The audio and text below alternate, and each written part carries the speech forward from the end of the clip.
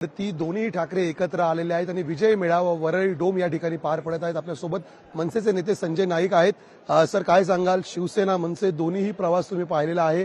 आज कित्येक वर्षानंतर दोन्हीही भाऊ एकत्र येत आहेत। तुम्ही मातोश्रीच्या खूप जवळचे मानले जायचे सुरुवातीपासून आणि पुन्हा तुम्ही राज ठाकरेंसोबत आलात। आज काय भावना आहे? आज एका विषयावरती एकत्र आलेले, पुढे निवडणुकीत सुद्धा एकत्र यावं असं वाटतंय का? नक्कीच संपूर्ण महाराष्ट्रातल्या मराठी माणसांची ती इच्छा आहे आणि शेवटी फार पूर्वी एकाच त्या भगव्या धाग्यामध्ये सगळे बांधलेले होते आणि तो भगवा धागा हा मराठीचा होता।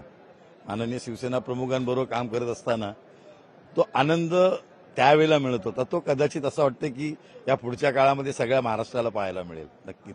पण दुसरीकडे सातत्याने सत्ताधारी पक्ष आहेत तुमच्यावर टीका करत आहेत की 20+0 एकत्र आले तरी काही फरक पडणार नाहीये, आम्ही कुणाला रोखलं नाहीये, आम्ही कुठला GR काढलेला नाहीये।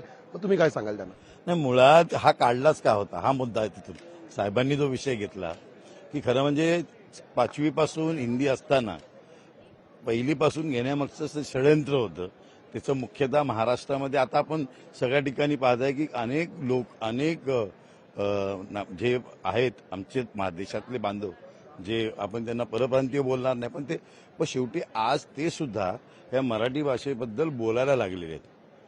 त्यांच्या पाठीमागे सरकार सुद्धा तेवढीच ताकद त्यांना देऊ पाहत असेल तर नक्कीच त्यांना कुठेतरी शिकवण्यासाठी, त्यांना कुठेतरी जागा करण्यासाठी हा नक्कीच मार्ग घ्यावा लागेल।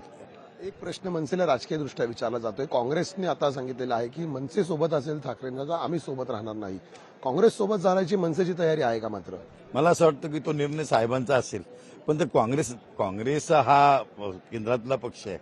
आज म्हणजे मी नक्की सांगतो की 20 वर्षापासून तो जो एक विशेष बंद चोपडीमध्ये होता तो आज पुन्हा उघडलं जाते।